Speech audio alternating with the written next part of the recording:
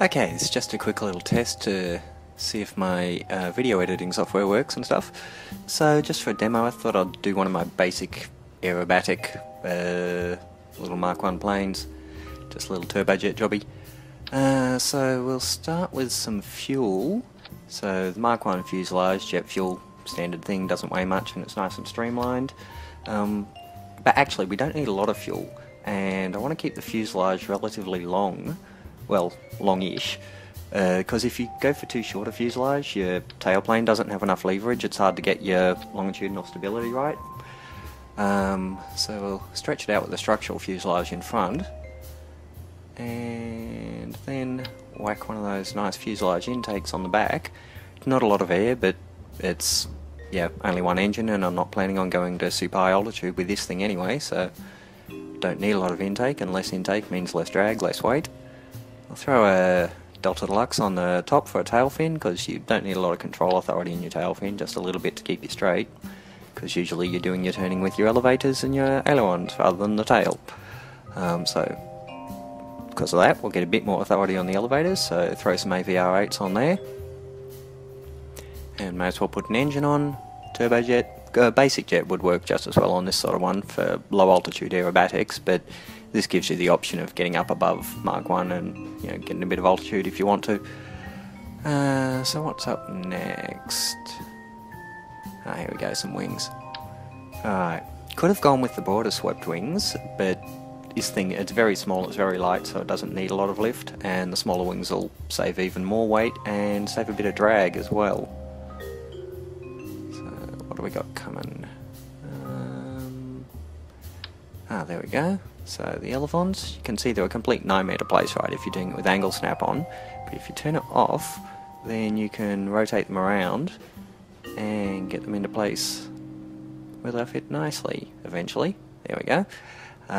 If you're doing this, you do need to go down and look to make sure you've got them at the right height, though. It's easy to have one higher than another.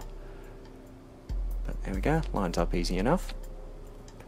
Alright, normally here, if I was doing multiple control surfaces on the same wing, I'd fix all the tweakables and then clone it across, but in this case I want the surfaces to do something slightly different, so I'm not going to bother fixing everything up first. I'm leaving all the mass tweakable at 1 because it doesn't have a lot of wings, so they're not going to weigh much anyway, and this is designed for aerobatics, so I want it fairly strong. Tweaking each control surface down to just the thing it's supposed to do. So, ailerons only on the wings, elevators at the back, yaw on the tail fin. But you may have noticed the inner ones of the wing control surfaces I've got set to influence nothing at all, because what I'm going to use with those is I'm going to set them as spoilers for air brakes and landing downforce. A plane this light you can land in a very short distance if you've got some good air brakes going. So what's up next? As you may notice, I'm actually post-commentating this. I did do a live one, but then I realised my microphone was too far away and you couldn't hear my voice properly. So I'm doing this again, just mostly to check that I can patch the audio and the video together properly. Yeah, and you see here, this is why I wish Ferrum would include the ability to just input mass tweakable by number or a plus minus button or something, because I'm a bit OCD and it drives me insane to have that tweakable on a non-round number. But I think I gave up there and left it at 72. And the reason I was pulling the tail fin down a bit is because most of the aerodynamic stress is going on the wings and elevators. The tail fin doesn't get that much stress unless you're slamming the plane sideways, so you can get away with saving a bit of weight there. Okay, shift everything back, because the further back it is away from the centre of mass, the more leverage it has. And if you try and pick them up and place them again back there, they go funny as soon as they start contacting the turbojet, so it's easier to just slide them along.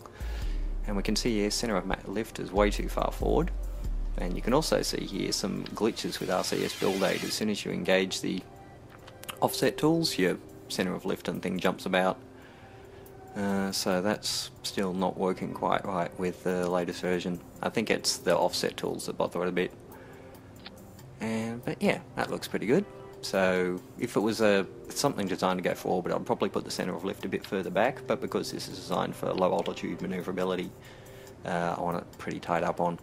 But yeah, time for landing gear. Flip the plane over beforehand because it makes it easier to do that way. And the problem with having mod packs is there's too many parts to find things in. The new search tools are a really good idea, but the implementation isn't good. They're a pain to use, so I'm hoping that Squad will sort that out soon. But yeah, so nose wheel up there.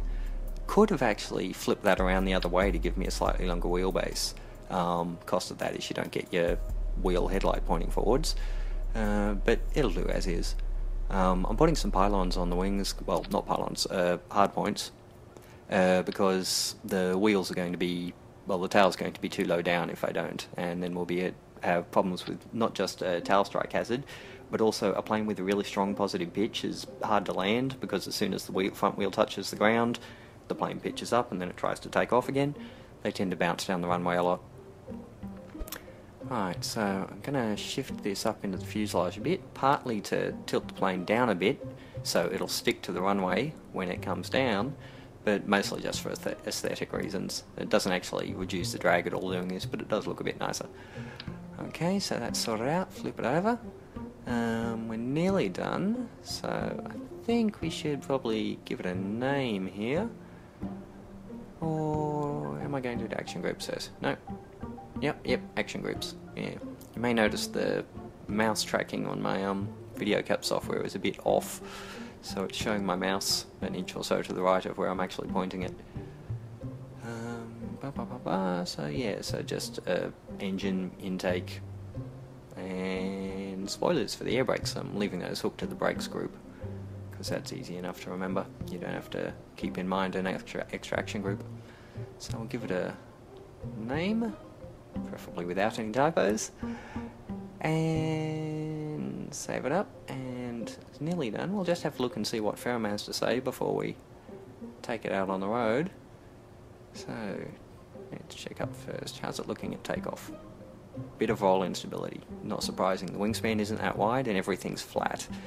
And up at altitude and speed, okay, it's over on the other side, but it's also a roll problem. So solution for roll problems is dihedral. So it only needs a little bit, I think, so we'll just go back to the tail plane instead of the wings, and that'll avoid upsetting the alignment of the landing gear as well. Just give them a tiny little tweak up, and let's have a look again. Yep, all good. And if we bring it back to kind of aerobatic speed and altitude, all good as well. So we're ready to go. A nice little plane there, should handle sweet. So I'm going to cut the video here, and then I'll probably do another one showing you how it flies. So see you around.